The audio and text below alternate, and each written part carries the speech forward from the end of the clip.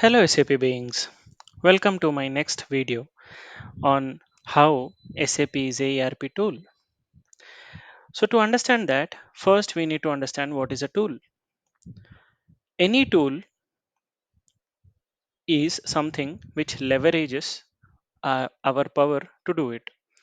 Let us take an example, hammer. Hammer leverages the physical strength of a human being to hit a nail, correct? So in the same way, SAP is also a software tool which leverages our capacity or power to do the ERP functions. Now, to understand it in a better way, we have to understand what ERP is. The full form of ERP is something like Enterprise Resource Planning. Now, the very definition of ERP has its own beautiful meaning, and every word of ERP is a meaning in itself. Let us consider the first word, that is enterprise. Now, what is an enterprise?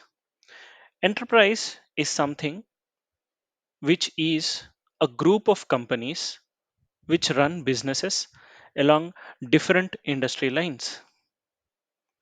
You take company A, which has sister companies, company A1, company A2, company A3, which runs in different industries. For example, company A1 is a automobile sector, company A2 is a electric sector, company A3 is a steel alloys sector. Now, this company A can be termed as enterprise. What do you mean by resource? This is what we are going to learn in this video. What is a resource according to ERP? And we all know what does planning mean. We plan keeping our resources in our basket. We plan for a better profits or better future. Now, to understand more accurately what ERP stands for, I have to take back you to the industrial revolution which happened around 1850s, especially in Europe. In 1850s, industries have come forward. There are machines, there are people who worked with machines. Lot of businesses have transformed into machine making instead of manual making. This is what we call, or this is what we remember as industrial revolution. Everyone started showing interest in this because it was high profit and there was no labor, so there were very less number of mistakes that were happening in manufacturing process. Everyone showed interest in setting up a company or an industry. Later, they came to know they have to be a fundamental rule on how to manage the industries itself. And that's where, my dear fellows, the ERP has taken birth. The people who are running the industries came to know that there has to be some methodology or some kind of a subjective matter which talks about on how to run an industry. And when they realized this, they realized in early 1900s, that is 20th century. They have realized that there has to be something which help them, which guide them to run an industry. And remember, running an industry is not easy task. You are looking at sales, you are looking at quality, you are looking at quantity, you are looking at customers, you are looking at the workers who work for you, you are looking at vendors, you are looking at procurement, lot of people, lot of materials, lot of money, and no one knew what to do. So everyone started their own methodology. Everyone started treating the best way they can. So few people said, I will only concentrate on the money. Money given as discounts to the customers or money given as incentives to the workers. So what that group have thought is that by giving these discounts or incentives, the production would go up and that would help his industry or her industry. Similarly, few people said, I will only concentrate on the quality of how things are happening. Few other industrials thought, I would focus on quantity.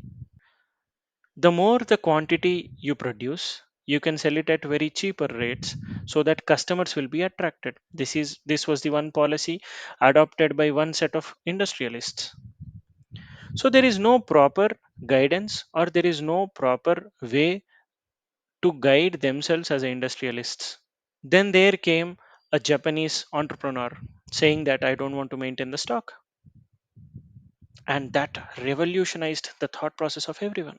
Now, in between all this chaos, the ERP has evolved bit by bit.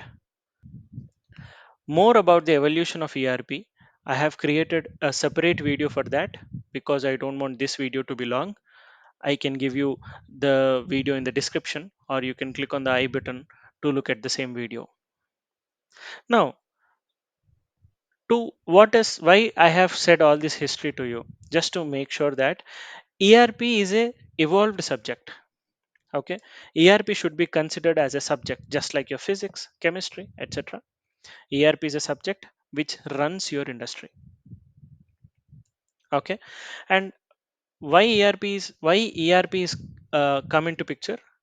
The first thing is to get maximum profits, and second thing is to have the transparency in the data handling, which helps the industry a lot better in many ways.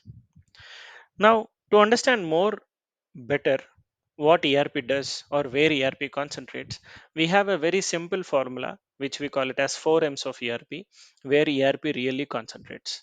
There are multiple acronyms given to this, and there are 6 M's, 8 M's where ERP concentrates. There are different subject learners try to understand the same ERP in different levels. But to keep it very simple, I am taking the 4M part of ERP principles. The 4M of ERP says that money, material, manpower, and machinery. When you speak about money, money is not the only money that is collected. That is not only the revenue generated.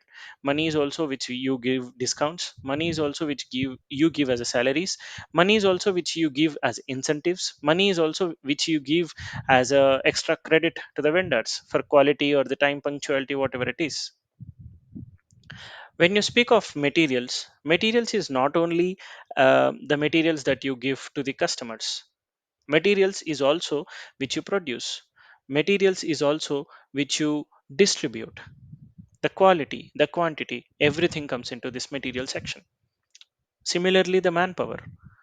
When we speak of manpower, we ourselves quote manpower as the working manpower for an industry. No, ERP says every man who is linked to this so called industry is considered as a manpower, from the labor to the customer, vendor to the worker, whatnot. And machinery.